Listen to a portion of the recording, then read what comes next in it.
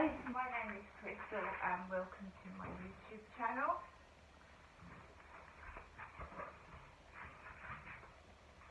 Alexa, what's the time please? The time is 10:05 a.m. It's now 10:05 a.m. I've taken Max, my chihuahua, out for a walk, which was relatively peaceful and quiet. There was two men in orange that were cleaning out the dustbins on the Rochester Riverside field, and there was two of them fairly not close behind me. They were cleaning out the dustbins on the Rochester Riverside, so emptying the plastic bags and replacing them with new ones. And they had caps on their heads, because I wear a cap on my head as well, so you know, the cap on your head protects yourself from the sun's rays going straight into your eyes. So it's a relatively peaceful walk. Max is zonked out on my sofa. It's very, very hot out there. Very hot indeed. Hence I've got shorts and a t-shirt on. And I went out like this. I changed my top this morning because that is a bed top. That Mickey Mouse top is what I wear in bed, right? So I've just come back from walking around the field. Now I am happy with myself. I'm taking somebody else's advice. Don't look at other people. Just walk up the path and concentrate on what I'm doing and not what anybody else is doing. And it's working at the moment. I'm sure I'll lapse into what I usually get into, but for 3 days I've been managing not to take any notice of what other people are doing and letting it upset me. I don't plan on going out today, apart from taking Max out in a gentle walk, not rushing him. It's very, very hot out there indeed. I mean, the sun's rays are really hot, so protect yourself. So, I went out dressed like this. My mum rang me as I was going onto the field before these bin men were taking the bin bags out of the bin. So Jennifer rang me. She reiterated what she said yesterday, that I was going to go up and celebrate Father's Day on Sunday. Now my son is going to go up and see his dad. Alright? My son's dad is still alive, my ex-husband. Right? And my ex-husband lives in Gloucester. And to drive to Gloucester, Max has gone into the litter tray and Max has gone to investigate.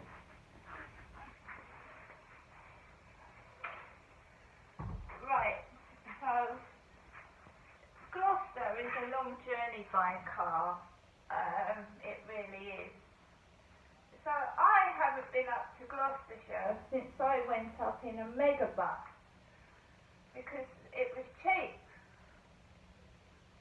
It was a cheap ride, about 14 quid, but it's a really horrific journey on a bus with a stinky toilet. A toilet that was full of poo and it stank and you couldn't flush it.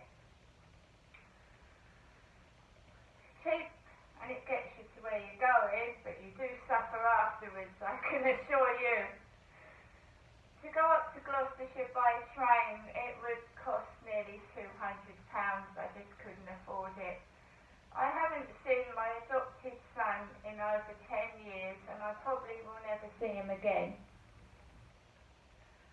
I've seen my other 3 children, but not the one that was adopted, and it breaks my heart that I may never ever see my adopted son again. He was used as a weapon against me, that's what I feel like. My ex-husband used him as a weapon because he wasn't his child. So, do you know what it feels like, never being able to see one of your sons?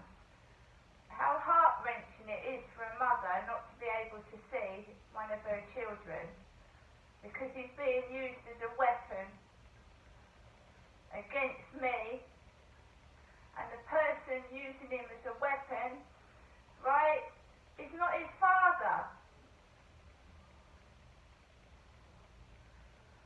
Right? Also, my son is a different colour. He's not black, he's not Indian, he's half Turkish. And I miss him, and I love him just as much as the rest, but I'll probably never see him again. It hurts. Any mother that's lost a child through death or adoption or whatever never forgets that child, you know. Never. And I never will. I've got memories bringing Anthony up to 2.5 years old and then having him wrenched out of my arms. You never forget. Never. They might try and, you know, do things to distract you and think that you forget, but I never forget. And you can't take away memories. You can take away my kids, but you can't take away my memories. My mum had her baby battered to death. She's never forgotten him, and she never will.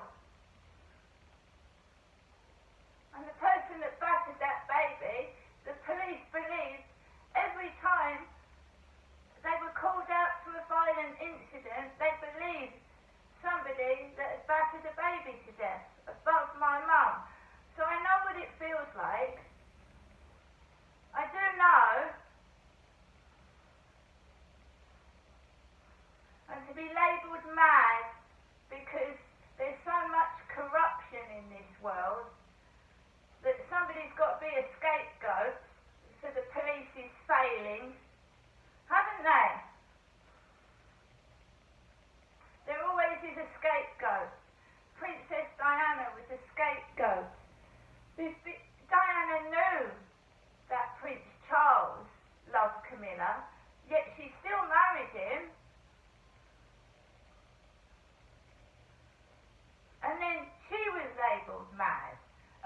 Is every woman that stands up for herself mad? Is that right? Is every battered woman mad? Is every woman that, you know, tries to speak the truth nuts? Right, okay. Carry on. And I'm just going to carry on being in this prison by myself, listening to music, and just never seeing my son again, making people, you know, make out I'm somebody else to cover up what they've done. Carry on. But don't expect me to join in with lies and crap and say, right, everything's okay, everything's lovely, you know, I don't deserve compensation, my kid was taken away from me through lies, so I just sit here and smile and dance and pretend everything's okie-cokie, shall I?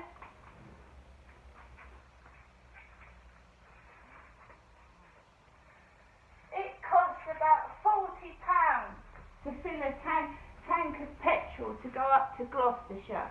Oh, it's very, very good that I can't drive, isn't it? I can't drive.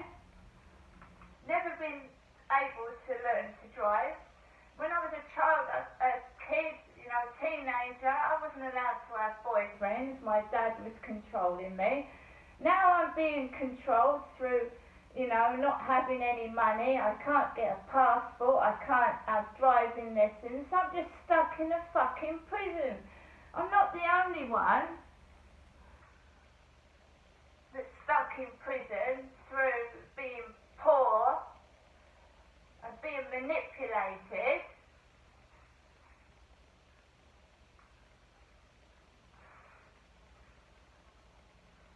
Day after day, I miss my other son. I don't say anything. I don't go around crying or yelling. I just accept what was done to me and carry on. I I do deserve compensation. I do deserve an apology. And I do deserve to know what really happened. But do you think that'll ever happen?